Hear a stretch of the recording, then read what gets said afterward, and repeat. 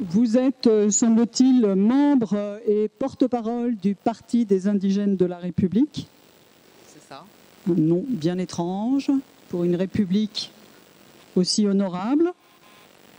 Alors, me dit-on, n'est-ce pas, tout cela pourrait se résumer en quelques mots. Guénolé a raison. Vous êtes, je cite, racialiste, raciste anti-blanc, antisémite, misogyne et homophobe. Tout à fait.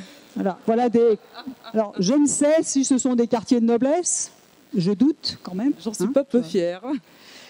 Alors, il paraît qu'en plus, à charge, nous avons un document audiovisuel que nous allons immédiatement regarder avant que vous preniez la parole. Excusez-moi, je suis un peu ému.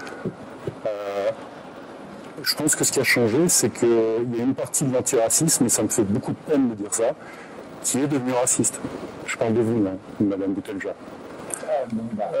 Ça commence. Là, ceci est une photo où vous posez à côté d'un slogan, il y a marqué « sioniste au goulag ». Ça signifie, au sens strict, les Juifs favorables à l'existence d'Israël doivent être envoyés dans des camps de concentration. Par ailleurs, vous êtes raciste, madame. Dans votre livre, tout récent, Les Blancs, les Juifs et nous, je cite, « La blanchité est une forteresse, tout blanc est bâtisseur de cette forteresse. Tout blanc, c'est une généralisation fondée sur la couleur de la peau. La généralisation fondée sur la couleur de la peau, surtout pour un propos négatif, c'est du racisme, madame. »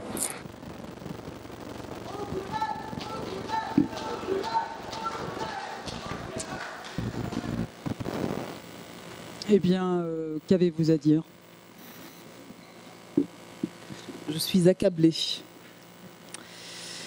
Eh bien, Madame la juge, je commence par vous dire que je fais le choix d'une défense de rupture. Aussi, je ne démentirai aucune de ces accusations. Je laisse tous ces McCarthy qui peuplent l'édictocratie française à leur responsabilité. Par expérience, je sais que ça ne sert à rien, strictement à rien, étant donné que notre accès aux mass-médias est très limité et qu'ils y ont, eux, leur ronde serviette. Cela dit, j'ai quand même des aveux à faire. Comme nous l'a appris Frantz Fanon, une société est raciste ou ne l'est pas. Et comme ça, la vérité est révolutionnaire, c'est quelqu'un d'autre qui l'a dit, je vais dire la vérité. Ce que dit Guénolé n'est pas vrai, mais je ne peux pas dire que ce soit complètement faux. En effet, si je fais partie d'une société raciste, en tant que partie de ce tout, je suis moi-même traversée par le racisme qui la structure. Aussi, je postule ici que toute personne vivant dans une société raciste qui affirmerait être épargnée par le phénomène au mieux s'illusionne sur elle-même, au pire ment. Le racisme, nous l'avons ingurgité depuis l'enfance, quelle que soit notre position hiérarchique sur l'échelle de la dignité humaine. Si nous sommes en haut de cette hiérarchie, nous éprouvons peu ou prou une conscience boursouflée de nous-mêmes. Notre seule ambition est alors, et souvent inavouée, est de maintenir cette position de domination.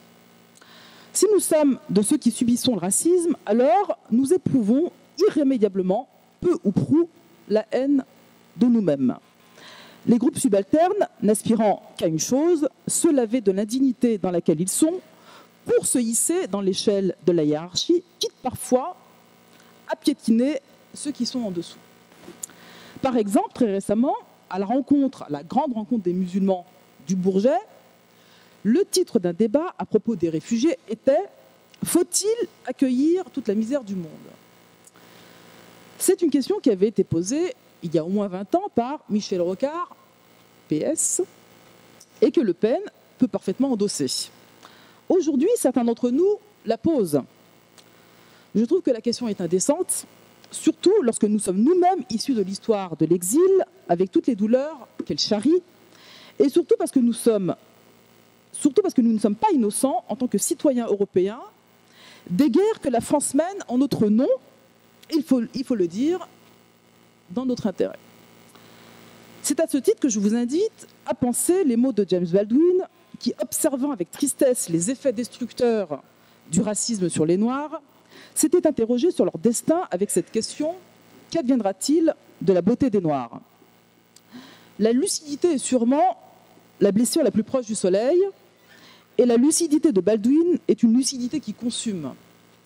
Parce que se regarder en face, c'est effectivement pas facile. Pourtant, c'est un passage obligé pour qui veut vraiment en finir avec le racisme. Je passe donc aux aveux ce soir, mais il faut le dire, j'étais déjà passé aux aveux dans mon livre « Les Blancs, les Juifs et nous, pour une politique de l'amour révolutionnaire ». Dans l'un des chapitres, je reproche aux Juifs, les Juifs comme produits de l'histoire antisémite, de s'être tendanciellement intégrés à cette société alors qu'ils venaient en majorité d'une histoire révolutionnaire. J'écris ceci: le pire pour moi n'est pas là. Après tout, vos renoncements vous regardent. Le pire, c'est mon regard lorsque dans la rue, je croise un enfant portant une kippa. Cet instant furtif où je m'arrête pour le regarder, le pire, c'est la disparition de mon indifférence vis-à-vis de vous, le possible prélude de ma ruine intérieure. Il y a deux manières d'interpréter ce passage, façon Guénolé ou façon Baldwin. La première a évidemment remporté les faveurs de la médiocrité ambiante. La seconde, plus exigeante, fait son chemin. La seconde exige, comme nous y invite aussi Aimé Césaire, d'aller chercher le petit Hitler qui se trouve au fond de nous-mêmes et pas seulement à l'extrême droite, parce que le racisme fait système. En d'autres termes, dans une société raciste, il faut résister à l'intégration. Il faut prendre conscience de notre propre pourrissement, de notre déchéance progressive. C'est précisément ce que font tous les militants ici présents de l'antiracisme politique et qui sont aujourd'hui sur le banc des accusés. Et c'est ce qui explique leur mise en accusation par les élites de ce pays. Le paradoxe, c'est que c'est parce qu'on refuse le racialisme et qu'on cherche la lumière qu'on est pointé du doigt comme des voyous. Or, nous ne sommes pas des voyous. Nous sommes des héritiers des luttes qui nous ont précédés et qui, tous les jours, inventent la France. Et c'est en tant qu'héritiers que nous observons le mouvement Nuit debout. C'est fort d'une longue expérience des luttes que nous avons un message à transmettre au mouvement social en but aujourd'hui au coup de matraque du pouvoir socialiste. Dans un article du Monde daté du 3 mai et signé par de nombreux intellectuels, il était fait le constat suivant concernant Nuit debout. Des critiques, alors j'ouvre les guillemets, des critiques ont pointé l'absence des habitants des quartiers populaires et notamment des immigrés et minorités postcoloniales. Plus loin, les signataires affirment: si l'articulation s'opère avec des secteurs du mouvement ouvrier et les réseaux associatifs issus des quartiers, rien ne pourra arrêter ce mouvement. Quelques jours plus tôt, le 20 avril dernier, à la Bourse du Travail de Paris, Frédéric Lordon a prononcé un discours important dans lequel il soulignait la chose suivante. Le mouvement social doit faire face à deux fléaux, je cite et j'ouvre les guillemets, la violence du capital et la violence identitaire raciste. Eh bien, nous sommes d'accord. Mais que faire pour que cette analyse devienne effective et qu'elle ne reste pas cantonnée à une incantation abstraite? Imaginons qu'il y ait deux logiques du pouvoir distinctes dans notre société. Une logique capitaliste du pouvoir, qui repose sur le fait de générer le plus d'argent possible, et d'autre part, une logique géopolitique du pouvoir, qui repose sur l'accumulation de la puissance géopolitique, sur le fait de faire régner l'ordre sur le territoire national et d'être une puissance militaire, industrielle, commerciale face à d'autres nations. Il y a ici deux formes de rivalité distinctes.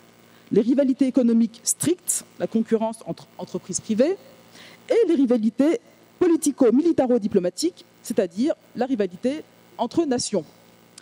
On peut imaginer que le déploiement de l'impérialisme moderne, ce soit le fait de faire marcher ces deux logiques main dans la main. Les capitalistes financent la politique de puissance des États par l'emprunt public, l'industrie de l'armement, les sociétés d'exploitation coloniale, et qu'en contrepartie, les États utilisent leur puissance pour faire valoir les intérêts de leur propre entreprise, le pétrole irakien pendant les guerres du Golfe, la main-d'œuvre mise en esclavage pendant la traite négrière, le travail forcé dans les colonies, la destruction des communautés agricoles dans le tiers-monde. En gros, le capitalisme naît grâce à la politique de puissance des États-nations, et les États-nations ont gagné en puissance grâce au capitalisme moderne. Maintenant, imaginons que l'un des piliers de cette logique géopolitique du pouvoir, ce soit la race. Tout simplement parce qu'il s'est joué à l'échelle du monde une division hiérarchique entre les nations dominantes, rivales entre elles, et les nations dominées, terrain de chasse des nations dominantes. L'enjeu est crucial. La race est ce qui fait le nœud de l'alliance entre l'État moderne et le grand capital. C'est autour de la race que se noue la valorisation capitaliste et la politique de puissance des États-nations. Ainsi, le personnel de l'État rencontre le capital via la race. En suivant sa logique autonome, nationale-raciale, il sert des intérêts capitalistes. D'abord en poursuivant une politique de puissance impériale, ça veut dire continuer à faire valoir des intérêts économiques en bloc à travers des accords commerciaux, diplomatiques, militaires. C'est ce que fait la France avec son industrie de l'armement et ses grands groupes spécialisés dans l'aéronautique ou le nucléaire, ou via la France-Afrique qui permet de faire valoir les intérêts de quelques grands groupes emblématiques, Dassault par exemple. Ensuite, à l'intérieur, il y a tout simplement une continuité coloniale de l'État-nation qui se traduit dans sa matérialité même. C'est l'histoire de sa police, de ses préfets, de ses services de renseignement, de son système idéologique et médiatique, de son école républicaine également. Tous poursuivent une logique de séparation de la population entre les Blancs et les autres. Cette logique de séparation est constitutive de l'État-nation moderne parce que la nation produit forcément des étrangers, comme l'a admirablement démontré Abdelmalek Sayad, que l'universalisme a toujours des exceptions et que par ailleurs, les nations mènent des politiques prédatrices dans le sud global. Or, en reproduisant la race, le personnel de l'État renforce des hiérarchies qui sont exploitées par le grand capital. Les descendants des colonisés sont ainsi les derniers embauchés et les premiers licenciés. Ça offre une réserve de main-d'œuvre pas chère qui peut par exemple se faire allègrement ubériser. Cela nous mène d'ailleurs à un dernier point. Si cette main-d'œuvre est plus facile à exploiter, c'est parce que la logique raciale de l'État-nation a eu tendance à protéger davantage les prolétaires blancs des difficultés économiques que les prolétaires non blancs. Ça signifie aussi que le mouvement ouvrier blanc a tendance, spontanément, à s'en remettre à la légalité républicaine, à faire confiance à la neutralité de l'État, ou au mieux à considérer que l'État-providence, c'est la face gentille de l'État contre une face méchante, autoritaire, sécuritaire. Et c'est donc ce qui permet de conclure, la logique raciale renforce l'apathie et la mollesse du mouvement social. Si la suprématie blanche est l'un des nœuds qui unit le grand capital et l'État, défaire ce nœud parmi les opprimés, c'est permettre une radicalisation des mots d'ordre du mouvement social. Parce que son opposition au capital devra aussi se traduire par une opposition à l'État. Or, il se trouve, si l'on s'en tient à l'histoire des luttes postcoloniales, que c'est elles qui sont à l'avant-garde de la confrontation avec l'État national et impérial et à sa mythologie depuis plus de 40 ans à travers les comités, police-justice, les résistances face au démantèlement des camps des Roms, la lutte contre le racisme d'État, la lutte pour la Palestine, la fin de la France-Afrique et pour la mémoire de la colonisation et de la traite qui remettent en cause le socle idéologique de la mythologie républicaine. Ainsi, pour conclure, je dirais que si le mouvement social avait une vraie ambition politique, il ne tient qu'à lui de faire évoluer son centre de gravité, qui est actuellement celui de la loi El Khomri, et dont bien entendu nous comprenons les enjeux, vers les questions liées à l'impérialisme, au racisme et à ses conséquences dramatiques sur le sol français. Je pense bien entendu aux attentats de janvier et de novembre 2015, bizarrement absents des débats à nu debout. Et je ne peux pas conclure sans une adresse à Clémentine Autain. Effectivement, en visite en Israël, le Premier ministre Manuel Valls a dénoncé le 22 mai, dans une interview à Radio J, l'islamo-gauchisme, ses capitulations, ses ambiguïtés avec les indigènes de la République, les discussions avec Mme Clémentine Autain et Tariq Ramadan, ambiguïtés entretenues qui forment le terreau de la violence et de la radicalisation. Je ferme les guillemets, c'était Manuel Valls qui parlait. Clémentine Autain répond, via un blog sur le site du Monde, qu'elle réfléchit à porter plainte contre lui pour diffamation parce qu'elle ne partage pas les idéaux réactionnaires de Tariq Ramadan et que son parti, Ensemble, ne s'est pas joint au meeting que nous avons organisé ici même suite aux attentats du Bataclan et qui avait pour objectif de dénoncer l'état d'urgence justement à cause de la présence de Tariq Ramadan. C'est ce qu'elle dit.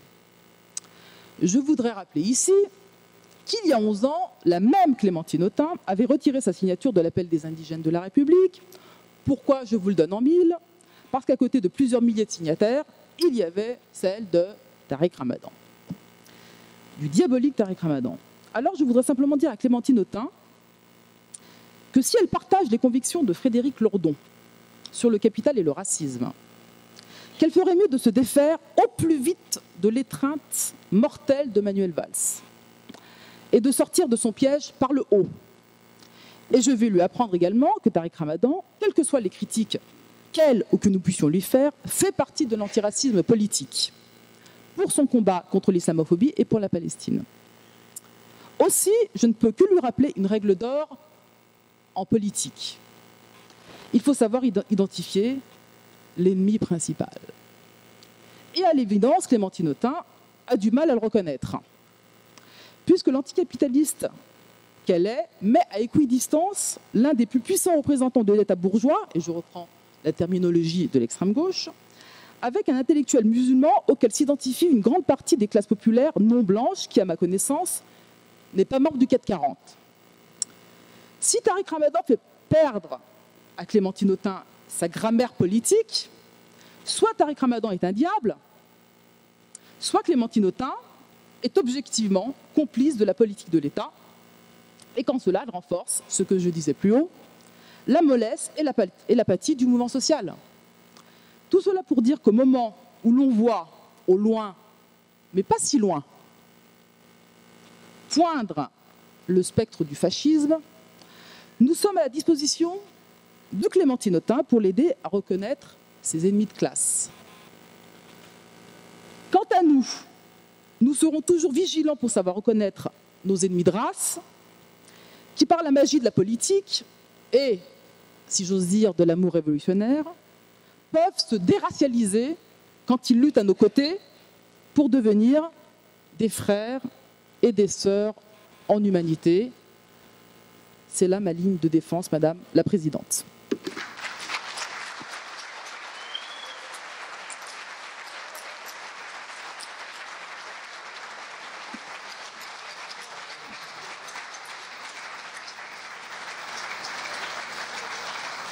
Pardon.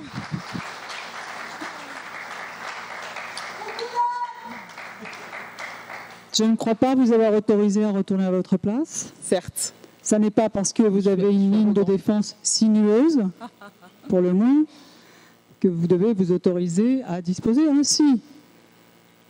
Alors, je serai brève parce que vous avez été très longue, dois-je vous le signaler, n'est-ce pas, hein? Vous n'avez absolument pas respecté l'égalité de traitement et du temps de prise de parole. Ça fait partie sans doute de votre stratégie de la rupture. Vous avez fait diversion pour l'essentiel dans votre long laïus extrêmement documenté, n'est-ce pas, où on oppose Guénolé à Baldwin, n'est-ce pas? Rien que cela, ça mérite d'être imprimé pour édifier nos chères têtes blondes.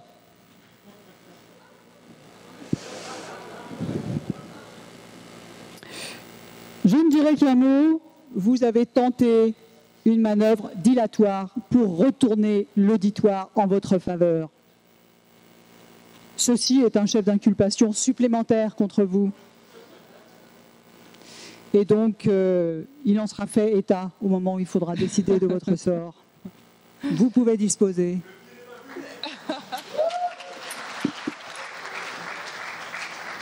Vous pouvez